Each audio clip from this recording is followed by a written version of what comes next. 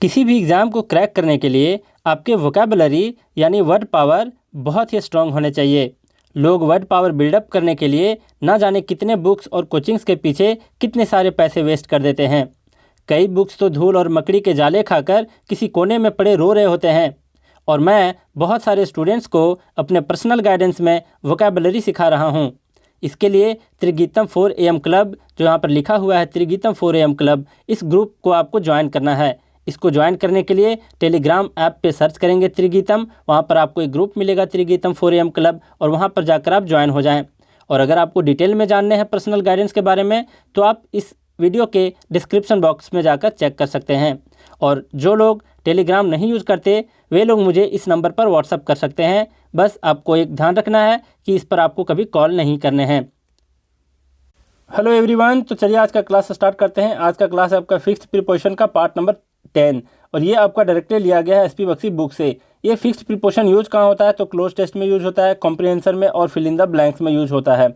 अगर आपको इसका पीडीएफ चाहिए या क्विजेस करवाने हो तो आप सर्च करेंगे टेलीग्राम ऐप पे जाकर त्रिगीतम, वहाँ पर सर्च करेंगे तो मिलेगा त्रिगीतम 4 AM क्लब। वहाँ पर जाकर आप एक अच्छे माहौल में रह करके तैयारी कर सकते हैं। सारे लोग वहाँ पर 4 AM क्लब में उठते हैं, मतलब 4 बजे उठ करके अपना अपना अटेंडेंस देते हैं, तो आप लोग इस पर ज्वाइन कर सकते हैं। अब ज़रा देखिए आज का फर्स्ट जो है फिक्स्ड प्रीपोजिशन वो क्या है। ये है आपका कमेंस, और ये है आपका कमेंस विद। एक के साथ आया है विद, और दूसरे के साथ 3 चीज़ें आया है। ज़रा देखो, ऑन आया है, एट आया है, इन आया है। ध्यान से समझना, बहुत लोग इस बुक को पढ़कर समझ नहीं पाते क्योंकि है ये बहुत डिफ़िकल्ट बुक, लेकिन सारे क्वेश्चंस लगभग वोकैबुलरी में के इसी बुक से आते हैं। आप चेक कर लेना, एसएससी सीजन में बहुत सारे क्वेश्चंस इसी से पूछे जाते हैं डायरेक्टली। अब ज़रा देखिए, यहाँ पर है कमेंस के साथ ऑन, मतलब अगर डे का यूज हो तो कमेंस के साथ ऑन लगेगा।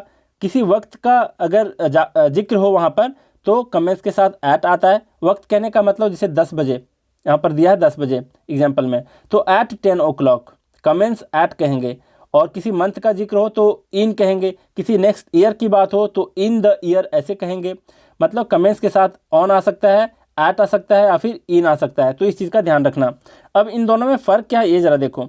कमेंस ऑन, कमेंस एट या फिर कमेंस इन का जो यूज होता है वो होता है कब के सेंस में, मतलब कब शुरू हुआ है।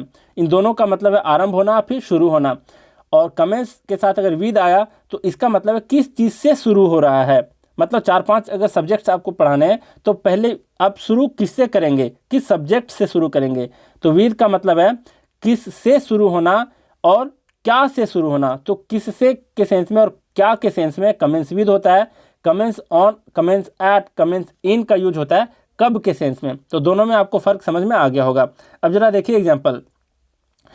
फर्स्ट एग्जाम्पल दिया, the examinations will commence on Monday next at 10 o'clock। मतलब कि आपका जो एग्जामिनेशन है वो स्टार्ट हो जाएगा, आरंभ हो जाएगा कब, ऑन नेक्स्ट मंडे। और फिर दिया है एट 10 o'clock, मतलब 10 बजे से स्टार्ट हो जाएगा। तो ये आप समझ गए कि कमेंस के साथ ऑन आएगा, अगर वक्त की बातें कराओ एट आएगा, इन आएगा और ऑन आएगा कमेंस के साथ कब के सेंस में।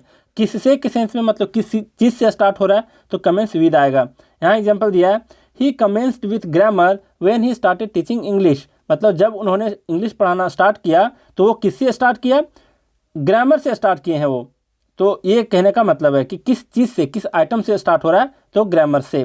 तो कमेंस के साथ यहाँ विद आया है, ये देता है किस से या फिर क्या से के सेंस में, और ये देता है commences on, commences at, commences in का मतलब कब के सेंस में। दोनों का मतलब है आरंभ होना, शुरू होना। अब जरा देखिए थर्ड नंबर देखिए, थर्ड नंबर है क्लेमर फॉर, और नेक्स्ट है आपका क्लेमर अगेंस्ट। यहाँ पर थोड़ा टाइपिंग एरर है, ए के बाद ई नहीं होना चाहिए। यहाँ पर क्लेमर है, यहाँ पर क्लेमर फॉर है, यहाँ पर क्लेमर अगेंस्ट है। दोनों का मतलब क्या है ये ज़रा ध्यान से समझना। इसका मतलब है डिमांड, मतलब जोरदार मांग करना कहलाता है क्लेमर फॉर। और फिर यहाँ पर क्लेमर अगेंस्ट, मतलब किसी के खिलाफ शोर मचाना, किसी के खिलाफ कोलाहल करना, किसी शिकायत को लेकर या फिर किसी शिकवे को लेकर के उसके विरोध में शोर मचाना कहलाता है क्लेमर अगेंस्ट। और क्लेमर फॉर का मतलब बताया जोरदार तरीके से मांग करना। अब एग्जाम्पल देखो क्या है, यहाँ पर एग्जाम्पल है थर्ड में, the labourers are clamouring for the rise in their wages. मतलब जो मजदूर लोग थे, मजदूर लोग हैं वो क्या कर रहे हैं, अपने वेजेस मतलब मजदूरी को बढ़ाने को लेकर के क्या कर रहे हैं, क्लेमरिंग फॉर कर रहे हैं, मतलब जोरदार तरीके से मांग कर रहे हैं। अब यहाँ पर एग्जांपल है नेक्स्ट में, the residents are clamouring against the negligence of the police.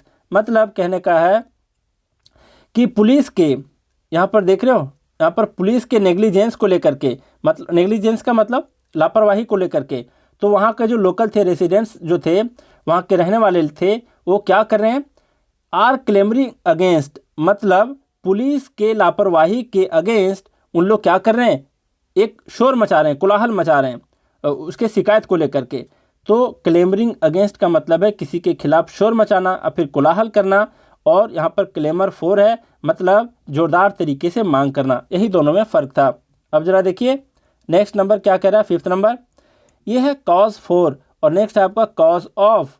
इन दोनों में फ़र्क देखेंगे तो दोनों का मतलब क्या है और दोनों का फ़र्क क्या है, ज़रा देखिए। 5th नंबर है रीज़न फॉर, फिर है रिजल्ट फ्रॉम। मतलब क्या है इसका, कॉज के साथ अगर फॉर आया है तो इसका मतलब है किसी चीज़ के पीछे का कारण होना, और कॉज ऑफ अगर दिया है तो इसको बोलेंगे किसी चीज़ का परिणाम, मतलब इसका रिजल्ट होना। अब ज़रा देखिए दोनों में क्या दिया है एग्जाम्पल।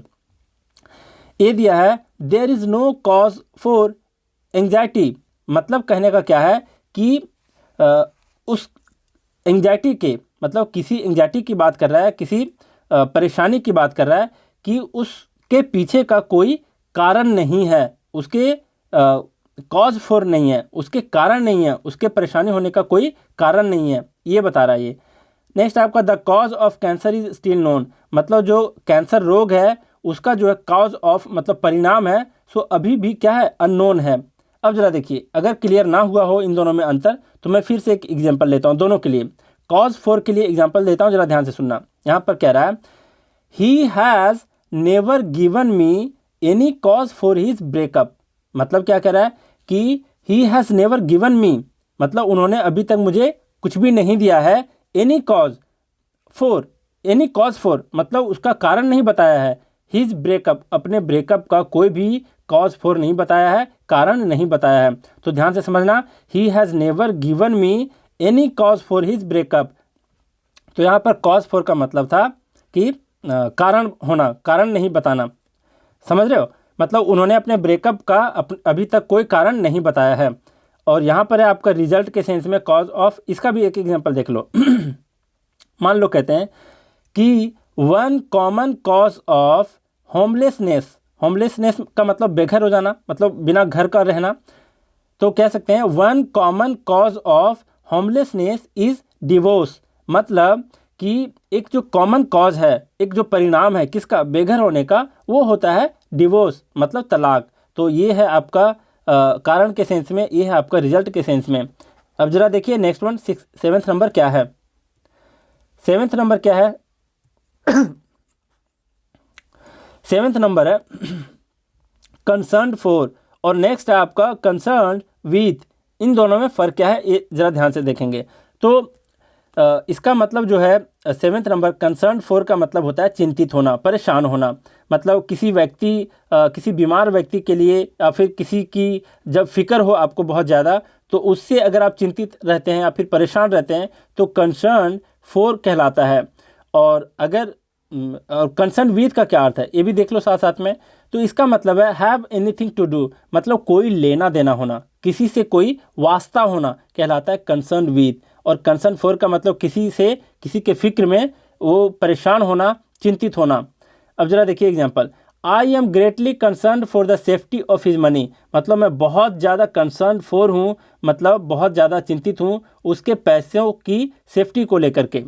नेक्स्ट है आपका इसका example, I am not concern with his business, मतलब मैं उसके बिजनेस को लेकर के मतलब मेरा उसके बिजनेस से कोई लेना देना नहीं है, मेरा कोई वास्ता नहीं है। जैसे देखो यहाँ पर है हैव एनीथिंग टू डू, इसका मतलब होता है क्या, जैसे मैं आपको एक ट्रांसलेशन बताऊं कि मुझे तुमसे कोई लेना देना नहीं है, ध्यान से समझना, मुझे तुमसे कोई लेना देना नहीं है, तो इसको कैसे कहेंगे, या फिर इसको ऐसे समझ सकते हैं मुझे तुमसे कोई वास्ता नहीं है, तो इसका क्या होगा ट्रांसलेशन इंग्लिश में, तो इसको बोलेंगे I have nothing to do with you, I have nothing to do with you, तो वही टू डू का यहाँ पर यूज हुआ है, मतलब तुमसे मुझे कोई लेना देना नहीं है, कोई वास्ता नहीं है। तो कंसर्न विथ का मतलब है कि कोई लेना देना होना और फिर कोई वास्ता होना, वही बता रहा है। I am not concern with his business, मतलब उसके बिजनेस से मेरा कोई लेना देना नहीं है, कोई वास्ता नहीं है। तो इन दोनों में फ़र्क आपने देख लिया।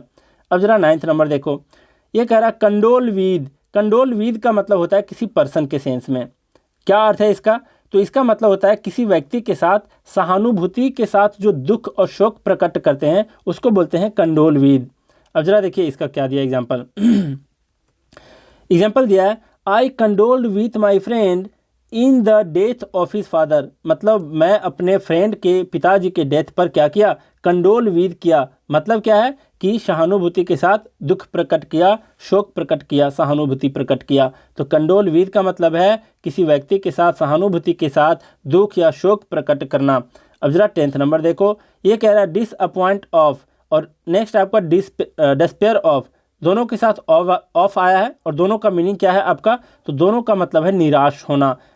डिसअपॉइंट ऑफ का मतलब भी निराश होना और डिस्पेयर ऑफ का मतलब भी निराश होना, और दोनों किस सेंस में यूज होता है? होप्स के सेंस में, किसी की उम्मीद के सेंस में। अब जरा देखते हैं एग्जाम्पल्स, तब समझ में आएगा आपको। फर्स्ट क्या है आपका 10th number, I was disappointed of my success in the new venture, मतलब वेंचर का मतलब जो आप नया पहल किए हैं उसको लेकर के कह रहा है कि वो सक्सेस होगा कि नहीं, उसके उम्मीद को लेकर के मैं क्या था? बहुत ज़्यादा डिसअपॉइंट था, बहुत ज़्यादा निराश था, नाराज़ था।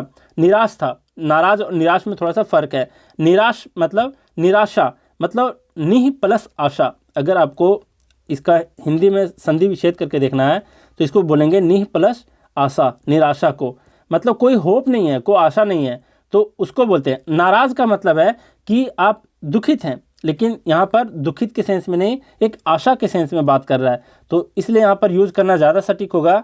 I was disappointed of my success in new venture, मतलब जो नई पहल किया हूँ उसकी सक्सेस को लेकर के मैं काफ़ी ज़्यादा क्या हूँ? डिसअपॉइंट हूँ, मतलब निराश हूँ।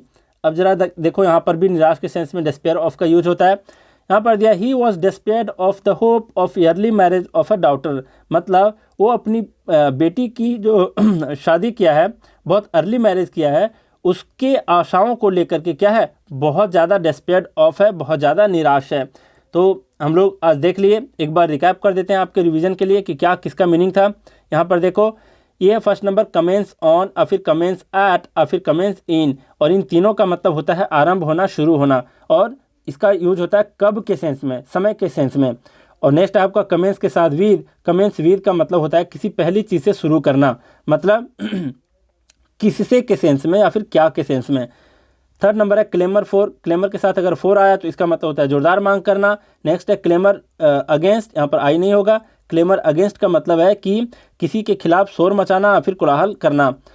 फिर है आपका कॉज फॉर। कॉज फॉर का मतलब होता है किसी का कारण होना, और कॉज ऑफ का मतलब है किसी का परिणाम होना। नेक्स्ट आपका कंसर्न फॉर। कंसर्न के साथ फॉर आया है, इसका मतलब है किसी व्यक्ति को लेकर के जब आप ज़्यादा फिक्र करते हैं तो चिंतित होना, परेशान होना। कंसर्न क्या कहलाता है? फॉर। फिर है कंसर्न के साथ विद। कंसर्न विद का मतलब है कोई लेना देना होना, कोई वास्ता होना। नेक्स्ट है 9th number condole with. Condole के साथ आपका विद आया है, जिसका मतलब क्या है? तो किसी व्यक्ति के साथ सहानुभूति होकर के एक दुख या फिर शोक प्रकट करना। फिर है डिसअपॉइंट ऑफ, मतलब किसी आशाओं को लेकर के क्या करना? निराश होना। फिर है डिस्पेयर ऑफ, मतलब यहाँ भी सेम मीनिंग देता है, मतलब किसी आशा को लेकर के निराश होना। तो चलिए आज का क्लास यहीं रैप अप करते हैं। Thank you very much.